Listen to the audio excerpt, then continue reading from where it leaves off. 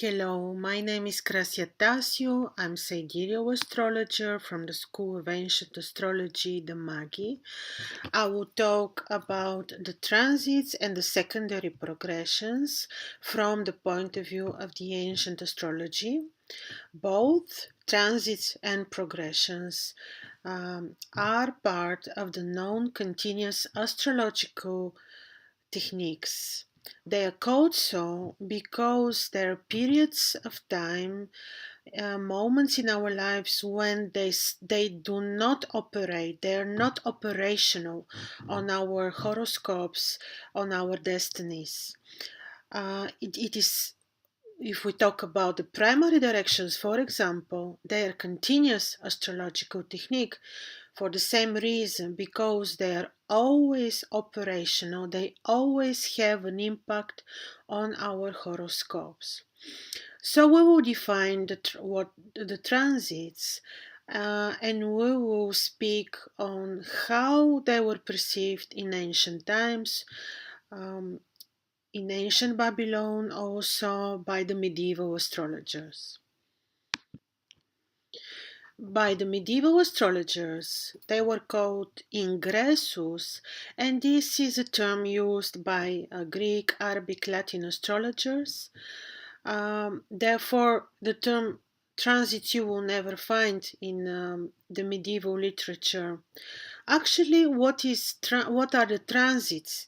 These are the transiting planets which are moving around the chart, around the zodiac, with their own specific motion, own specific time, and in the meantime they are aspecting themselves but also the planets in the natal chart. In the ancient astrology of Babylon, also in the medieval astrology, there was no such emphasis given on the transits. In Babylon, they did their predictions firstly and most importantly by the new moon, the first lunar crescent. The moon appearances were extremely important. They used to analyze the heliacal phases of the planets, the rising times, the rising and the settings of the stars, the conjunctions between stars and planets, the halos, the colors, the clouds, the rains, the winds, absolutely everything that was taking place on heaven. They also observed everything related to the stars, not only the stationary phases, the retrograde phases, but also they would look at the color of the star, how bright the star is, the exact position above the horizon, the phenomenon na, the occultations, and the appearances of planets and stars in the halo of the moon. So they observed just everything. So the transits are just too limiting factor to be used solely and only as a predictive method.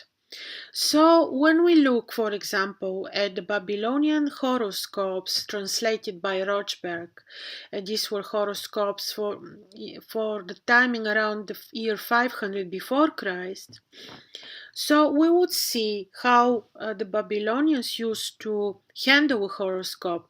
First, they would start with the time of birth, the seasonal hours, parts of the day, and most commonly, they reported the time through the exact coordinates of the moon. They registered always the position of the equinoxes, the spring equinox in particular. They would look at the sun, in which zodiacal sign the sun is, same for the moon. They will look at the positions of Saturn, Jupiter, Mars, Venus, and Mercury. Often they would give degrees of the planets.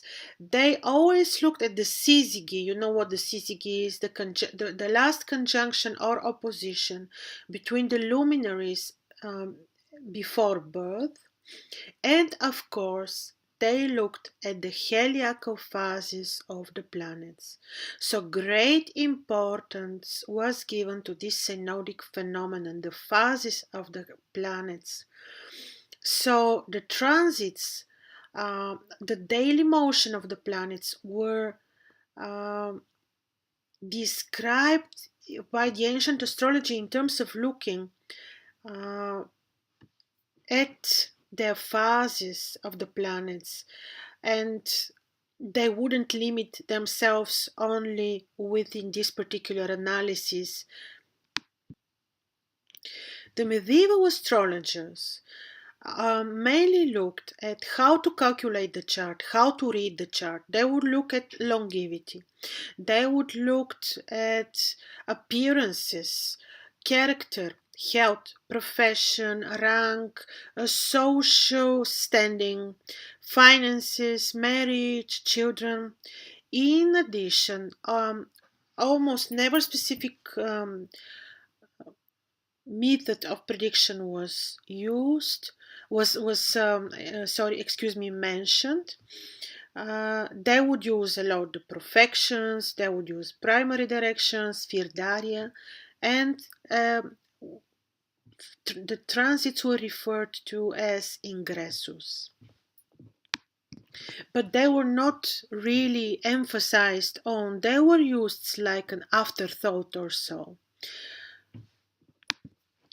Medieval astrologers as Abu Mashar, other Arabs, Bonnati, would use transits in combination with the solar revolution, and I will explain you how they did this.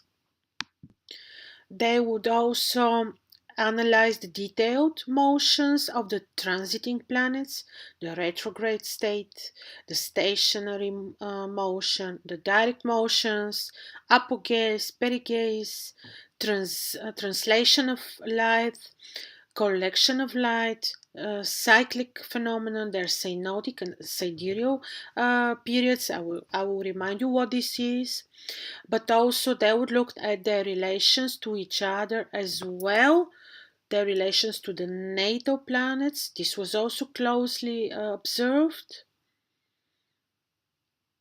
And unfortunately, most of this is lost now in the modern astrological analysis.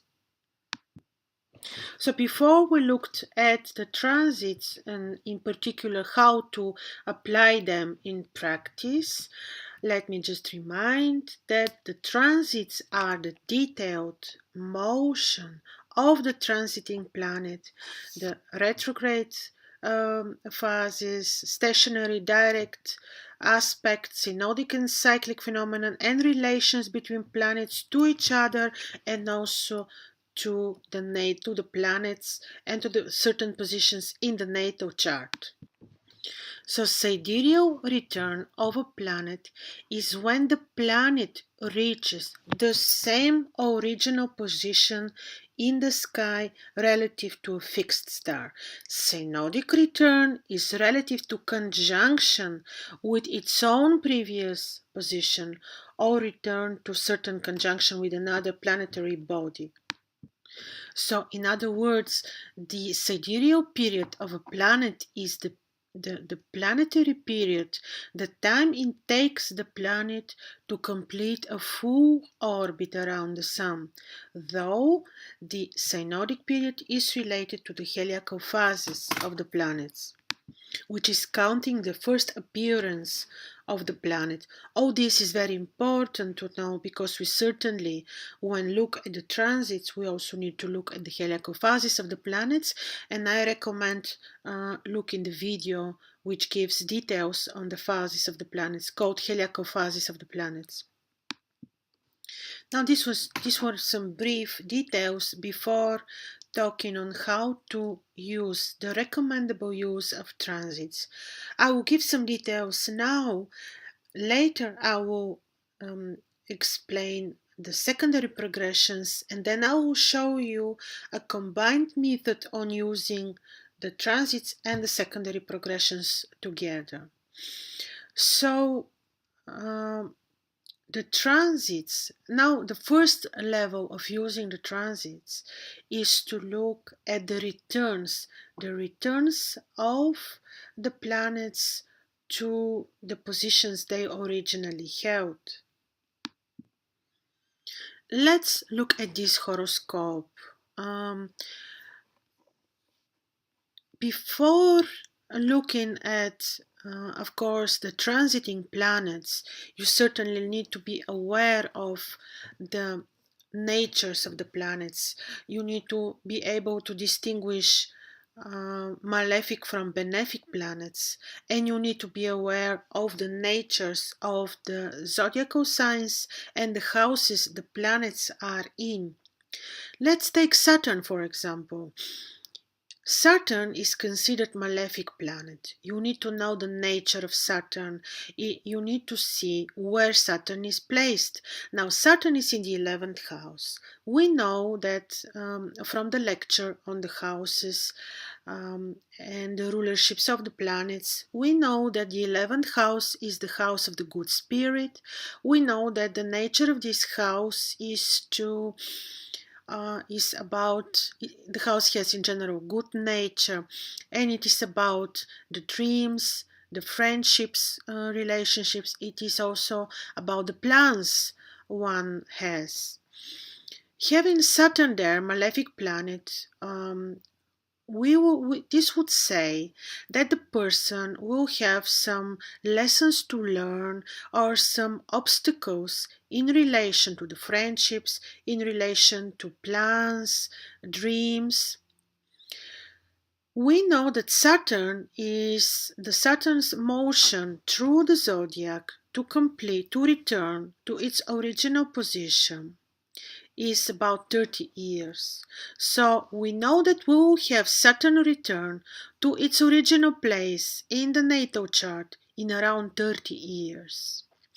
So we can certainly use any astrological program, even online free programs. You can use Moreno's free medieval astrological software, a very good one, in order to see where Saturn, to follow up the transits and to see where Saturn will get back to its original position.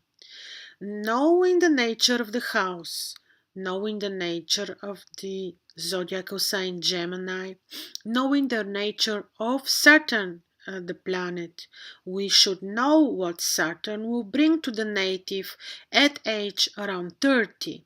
So what is happening? Saturn is making conjunction. He will be somewhere here to make conjunction with the original Saturn, the native or the natal original Saturn. So what would this mean? This won't be a very easy return, even though it's taking place in the house of the good spirit. So this return will not be very dramatic, but will certainly introduce limitations into the person's life related most probably to friendships, to plans, to dreams. This might have impact on his financial status because the 11th house is making an aspect to the second house, which has to do with money. Of course, the transits shouldn't be looked at as a single method of prognostication because some of them might not even be felt by the native. Therefore, I recommend combined use of the transits. Let's look at Jupiter, for example. You can see here Jupiter is in the second house in the 24 degrees of Virgo. Jupiter is in a stationary phase. When Jupiter is stationary, when knowing that the second house has impact on the financial, immovable status, the immovable goods and money. When we know that Jupiter is benefic planet, giving blessing to the native, when we also analyze the how Jupiter is placed in the horoscope. Jupiter is diurnal planet in diurnal horoscope. Jupiter is better in diurnal horoscope, so Jupiter is good in this horoscope, but being in a stationary phase could be that he's introducing some obstacles, always the same, repetitive obstacles, obstacle related to contracts, what Jupiter is meaning, related to finances. It's like the native who have all repetitive lessons related to finances. Now, Jupiter is a benefic planet, so we do not expect dramatic events to be caused by benefic planet. So every 12 years, Jupiter is returning to its original position. So every 12 years, we will see Jupiter in the 24 degrees, around 12 years, in the 24 degrees of Virgo. So what this will denote to the native? This will mean that the native will have some successful events in relation to her financial status. However, note that this might not be as easy as we would expect because of the stationary phase of Jupiter and being in Martian term. So could be that the native need to perform some efforts in order to have some achievements, especially related to finances. So should also analyze the zodiacal state of Jupiter. We should analyze anything related to the planet. We should be perfectly aware of the horoscope, the essential dignities of the planets, everything before analyzing how the transits will work on this particular planet when returns, of course. Same we do with absolutely every planet. First, we need to be completely aware of the essential dignities of the positions of the planets, the nature of the planets, the zodiacal sign they're in, the house, and only after that we will do the second step to see how the returns of the planets will work and what impact they will have on the native. So this is one level of analyzing the transits.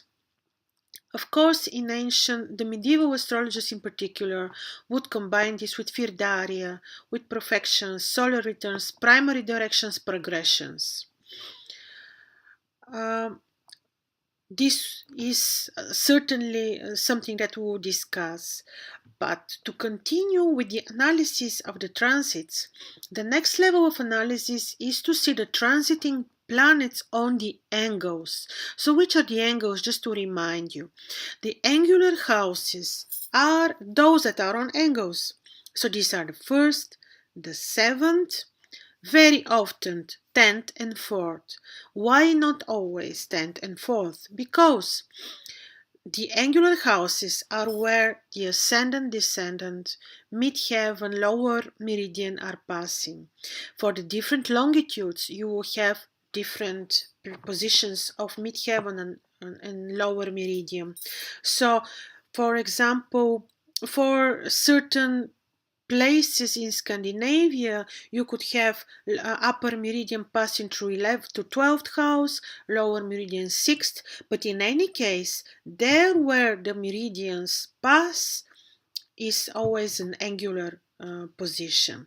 So in this particular horoscope, the 1st, the 7th, the 10th, and the 4th are the angular positions. We should see which planets are entering the angular houses. This is a whole system, a whole house system. So we should see which transiting planets will enter the beginning of the ascendant, which will be the first degree of Leo here, or which will be the first degree of Taurus. Then we should also see which planets will make exact conjunction with this axis here, ascendant, descendant, or exact conjunction with the meridian in particular. Also, Imum Celi, the lower meridian, though this will be weaker. But in any case, the planets which enter angular houses or which make conjunctions with ascendant, descendant, meridian, Imum Celi, they will have impact, quite strong impact on the destiny, on the horoscopes of the natives. If you wish, you could certainly look at aspects the planets will make to the natal positions, to their natal positions, or to other planets, but I doubt that this will give very powerful impact on the life, on the horoscope of the person. So the most important is first to look at the returns, secondly to look at the angular positions. Now this is a whole system, a whole science system that I'm using, but if you would like to use the systems of Porphyrius, for example, if you would be looking at the system of Regiomontanus or Alcabisius, then you will have the different house cusps here everywhere, which will be in different degrees. You should then look at the conjunctions of the planets with the house cusps. So this is supposed to produce events. Of course, it is different. The superior planets, Saturn, Jupiter, and Mars, will give different level of influences, though the inferior planets, Venus and Mercury, will give another level. However, as I will repeat myself, I recommend using transits in combination with another method. So here we go on the use of the transits together with the solar return chart. If you have on the solar return chart a repetitive aspect like the one of transiting planet on the natal return chart, then according to the medieval astrologers, this is quite powerful and this will certainly produce an event in a person's life.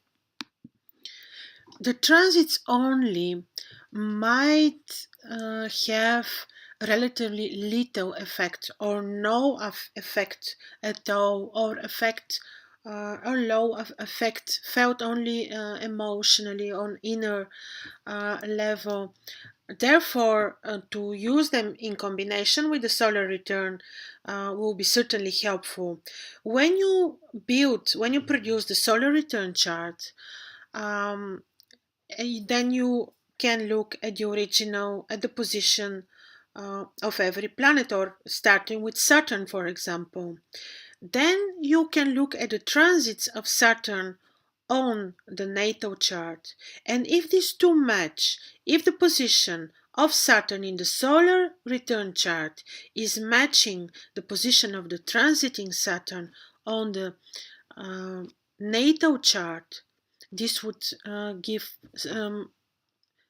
most probably this would have an impact on the horoscope and on the destiny.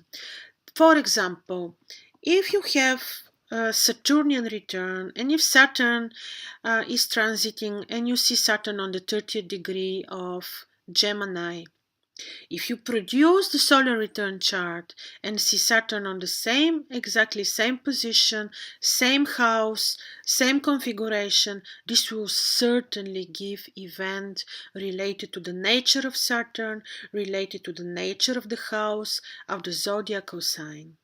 So this is how also the medieval astrologers used to combine transits and solar return charts. And the effects of the planet will be good or bad depending on all these factors, the positions of the planets, the nature, the houses, the zodiacal sign, everything. And when you have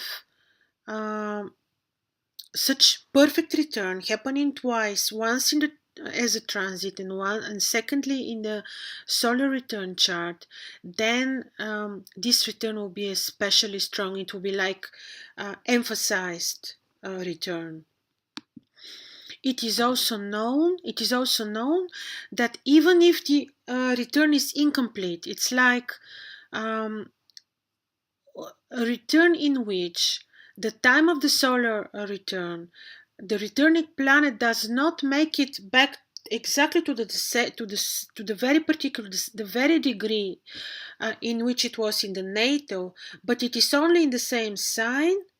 It is also important to be taken into consideration. This will also have certain impact So even, I will repeat, even if the return is not to the exact degree, but in the same zodiacal sign where the position of the return planet is, this will certainly give importance to this planet. We will talk now about the secondary progressions. The second progressions, along with the transits, are part of the non-continuous astrological methods, and I explained in the beginning why, and this is why they do not always have impact. They do not always have impact on on our horoscopes. Now, to distinguish between primary directions and progressions, I would just say in one sentence that the primary directions are those directions that occur as a result of the primary motion of heavens, the 24-hour period of the Earth's rotation on its axis, causing the apparent movement of the heaven around the Earth. Now, the progressions, on the other hand, are uh, the secondary progressions are those progressions which occur as a result of the planet's diurnal movement through the zodiac. So, simply to say, with the primary directions, we move the heaven, but with the progressions, and similarly, as with the transits, we move the bodies of the planets, and the movement of the progressions, the diurnal movement through the zodiac, is in the opposite direction of the primary motion, which is the motion of the so-called primary directions. Now we do call the progressions secondary directions or progressions, and we give the name secondary just to distinguish them from the primary directions. Also, the primary directions, the movement of the primary directions is called primary motions, so the progressions are quite different. The primary motion is from east to west. The secondary motion, related to the secondary progressions, is from west to east through the zodiacal signs. So, motion, primary motion, from east to west, from east to west, from east to west, and secondary motion of the secondary progressions is from west to east with the direction of the zodiacal sign. So this is the difference. In some literature you can read about them as symbolic directions. This is because the meaning of 1 degree equal 1 year is called purely symbolic factor. In general, it is a very simple rule on how to use and how to calculate the secondary progressions, because their motion equals 1 degree equals 1 year, or 1 day of our life equals 1 year. So the time measure of 1 day's motion of celestial body for a year of time is equal to 1 year of our lives. This is very simple. I will show you in the horoscope exactly how it works. It is like when a child is 20 days old, and when we produce a chart or when we advance his natal chart with 20 days ahead, this particular chart will be the natal chart of his on his 20th birthday. So every single day of our lives, we know what is happening in the future of this particular year. So if you look at the chart of someone's chart of his 40th day, we know that this is a chart of his 40th birthday. So 40th day equals the 40th year of life. This is a very ancient notion, and we read about this. The idea that degree can equal a day, a month, or a year in some of the earliest astrologers. We read from the Hepsopetoseries. Vettius Valens is writing about this. Ptolemy, Dorotheus. Um, in the Bible, even in the book of Ezekiel, we read about this particular advancement of 1 day equals 1 year. Look, this is the extract from the Bible, from the 4th book of Ezekiel, when they say, "Then God said to Ezekiel, now lie on your left side for 390 days, to show Israel will be punished for 390 years. You see, 390 days equal 390 years. By captivity and doom, each day you lie there represents a year of punishment ahead for Israel." So each day represents a year. Afterwards, turn over and lay on your right side for 40 days to signify the years of Judah's punishment. Every day will represent 1 year. We know actually that the whole Bible is purely astrological book, and this is so evident, such perfect explanation of the progressions, and shows the ancient roots.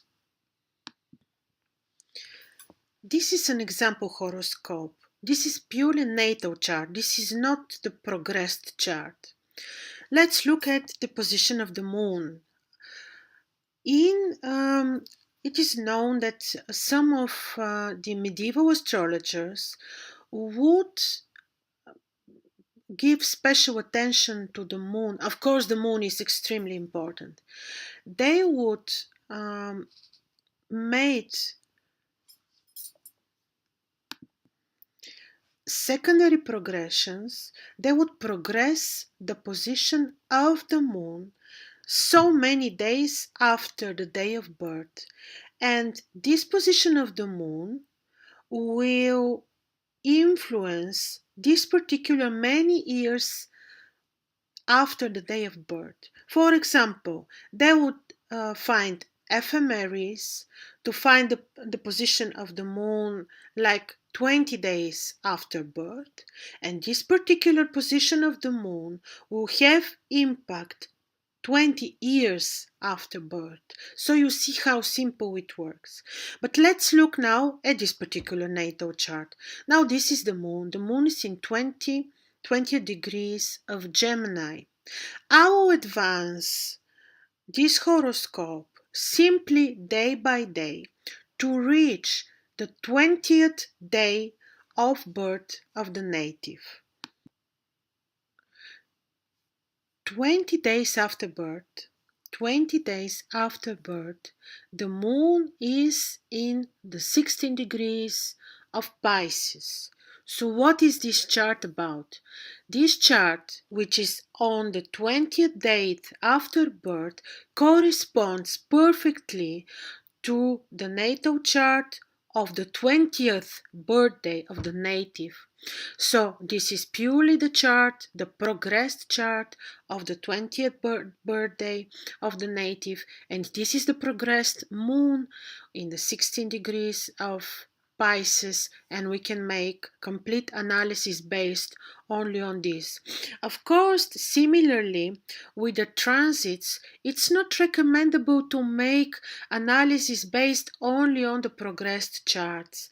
It is really good to make combination of predictive techniques.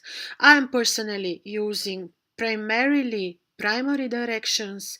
Then, of course, I will look at the profected ascendant, solar return chart, progressions, just a combination of methods.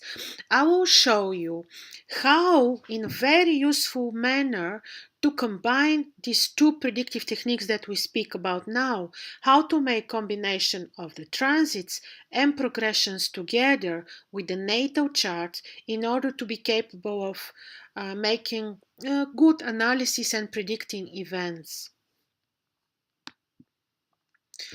Before I show you how to analyze and how to combine methods, I want to show you how to analyze the progressions, the progressed planets. Oh, my program is. Let's look at this progressed chart, which is about the 40th day of the native. So this 40th day corresponds to the 40th year. So we're progressing the chart for the 40th day of the native. So what do we see first? We need to analyze, of course, the planets in phases. We should certainly look for planets in heliacal phases. Even if your program is not showing the heliacal phases, you can certainly try to calculate the phases yourself, and you can see on our website again the film on the heliacal phases to try to calculate them. Maybe not you to a very exact degree, but it will be a very helpful tool for you to understand the heliacal phases and to try with every single astrological software to distinguish them yourself. This program is showing the heliacal phases, some of them not very exact, but it's also a helpful tool. You can use Morinos, you can use Solar Fire, especially Solar Fire is a very good program as well. Now, the heliacal phases. I can see that Jupiter is a planet in a heliacal phase, in a phase of disappearance. As you can see, Jupiter is advancing towards the Sun, and very soon, in about 6-7 days, Jupiter will disappear in the rays of the Sun. So what is this saying? Of course, we need to know, we need to make initial analysis to see how Jupiter is positioned. Similarly as with the transits, you need to see how Jupiter is positioned in the natal chart. You need to see what the essential dignities of the planets are, whether the planet is in sect, in highs or not. You need to see what are the essential dignities of the planets to know what this planet is meaning for the native, what this planet will give him. Knowing this, we proceed with the progressions. The progressed Jupiter for the 40th birthday of the person is in a phase of disappearance, only 6 days after Jupiter will disappear in the rays of the Sun. The phase of disappearance is not as productive, is not as beneficial as the phase of appearance. So we judge in such way that we know that Jupiter is benefic. Jupiter in the 6th house here will give certain beneficial qualities or beneficial events from work, from subordinates to the native. But since Jupiter is in a phase of disappearance, these events, the expectations of the native will not meet the reality because Jupiter is not appearing, is not promising new beginnings. He's disappearing. So he might have good events at work, he might have some benefits, but not exactly as he wishes because they might not last as long as he wants.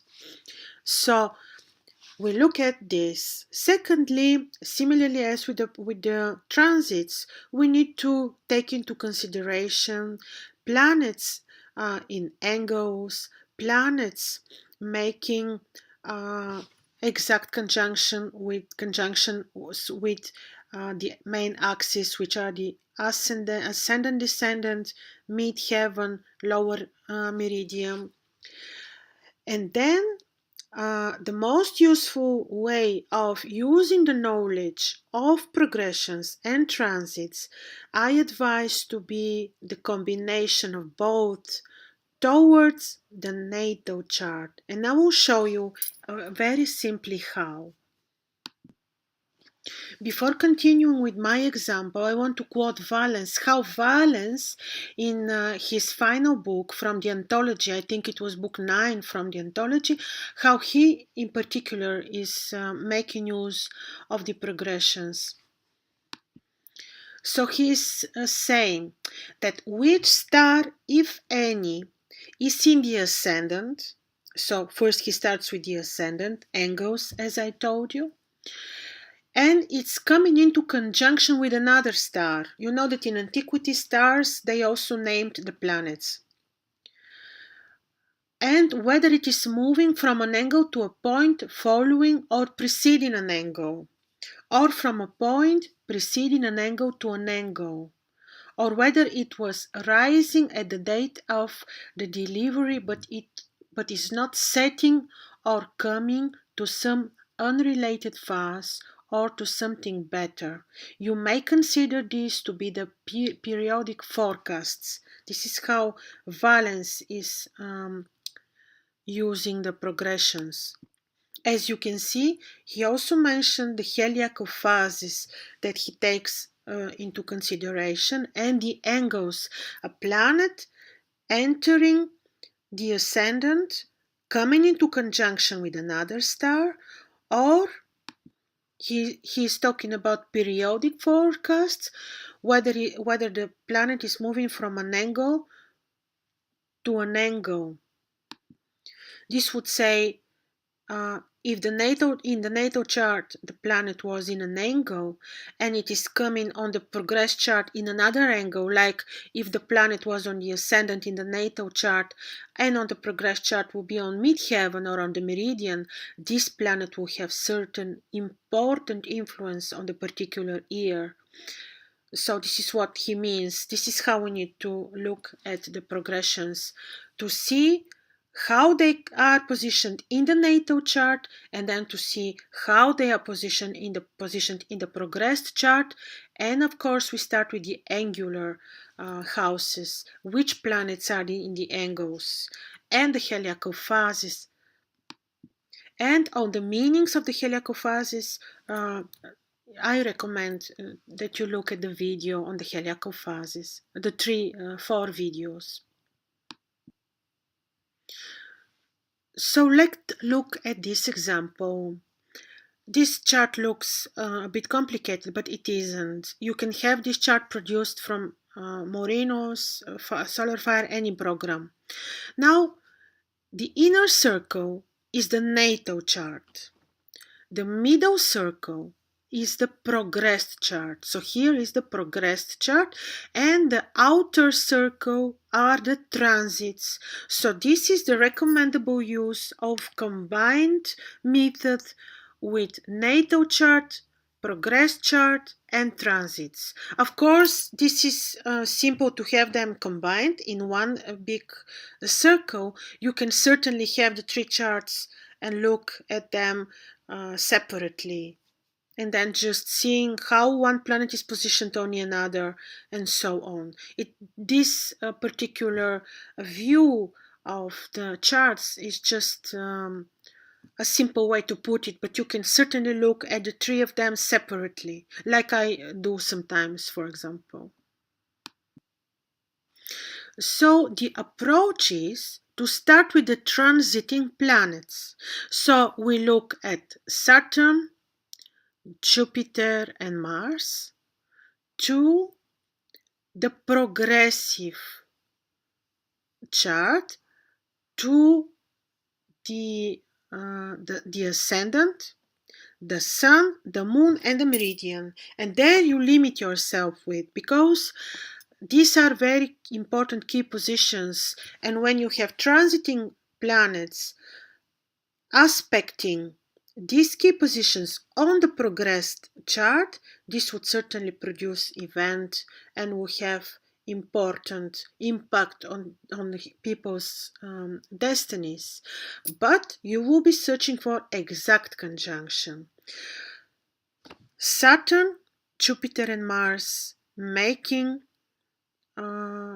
conjunctions or aspects to exact aspects to ascendant, midheaven, moon and sun only. Then you do the same but to the radical chart. You look at the transiting Jupiter, Saturn, Venus, Mars on the radical chart. And when you have combination of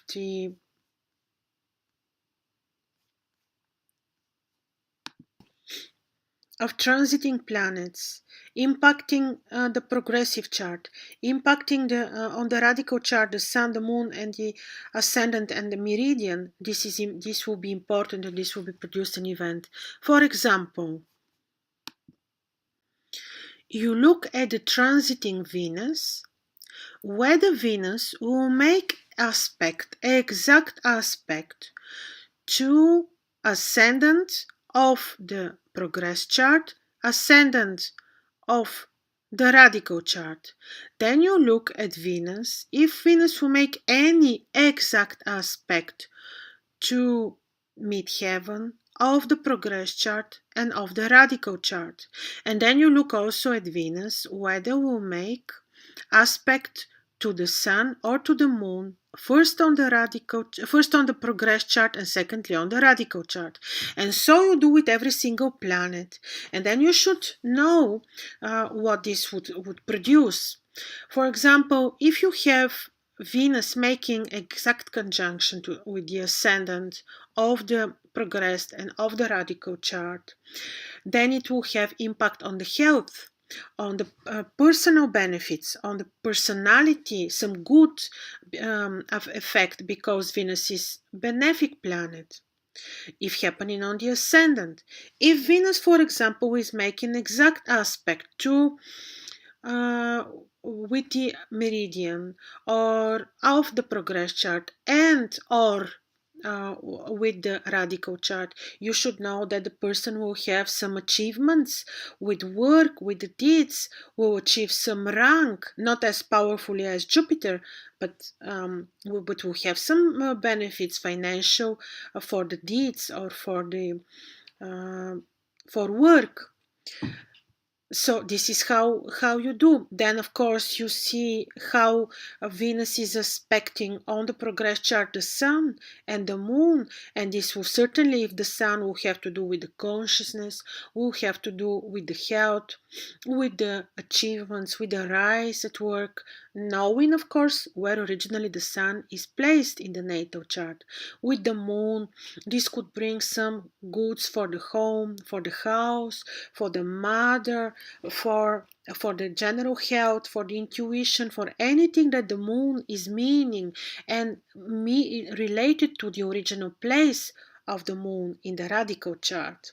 So this is how you analyze in combination with the transits, progressions and natal or radical chart. This is how I advise to use this actually very simple knowledge of transits together with progressions and together with the natal chart. And certainly when you see exact aspects happening exact to a degree, then you can certainly predict events in people's lives. Also very important is not to forget to follow the position of the Almuten. Remember from the lesson on heliacal Kokoden and the Almuten, the holy tree of the ancient astrology, is very important to remember that the Almuten is the most powerful planet in the horoscope, the planet which is dominating the whole horoscope. Therefore, when you are looking at the progressions, you need to see how the Almuten of the person is positioned in the progress chart, because you see whether the Almuten, let's say the Almuten is Jupiter. If the Almuten is Jupiter and you see that Jupiter on the progress chart is in a heliacal rise, let's say 3 days after heliacal rise, then you know that something very good will happen to the person. The person will have personal good achievements, what will be the characteristics of the achievements you will know from the position of Jupiter in the natal chart, the zodiacal state, and the essential dignities of Jupiter in the zodiacal in the horoscope of the person. But in general, always very important is not only to follow the progressed chart, to follow up the angles, the planets in the angular positions, the planets in heliacal phases, but it's also very important to look how the Almuten is placed in the progress chart. Say that Saturn, for example, is Almuten of the person, then Saturn will be planet that will be very important for the entire life, for the destiny of the person. And if you see Saturn on the descendant, for example, in a heliacal phase, in a stationary phase, for example, afflicted, out of highs, or if you see Saturn badly positioned, you certainly can analyze that Saturn will create some difficulties in the person's life, most probably in the family or with contracts, and so this is how you treat also the Almuten. This is important not to forget. So this was my description on transits and secondary progressions. We distinguished them from the primary directions, and I described how in a very simple manner to look them in order to make predictions in the horoscopes. Thank you very much for your attention. Test this, try this with your own natal chart to see how perfectly this works. Use any astrological program to derive the progress chart in this very simple way, which I told you. One day corresponds to 1 year of one's life. And if you have questions, write us on our Facebook page or on our website. Thank you. I'm Krasia Tasio from the School of Ancient Astrology.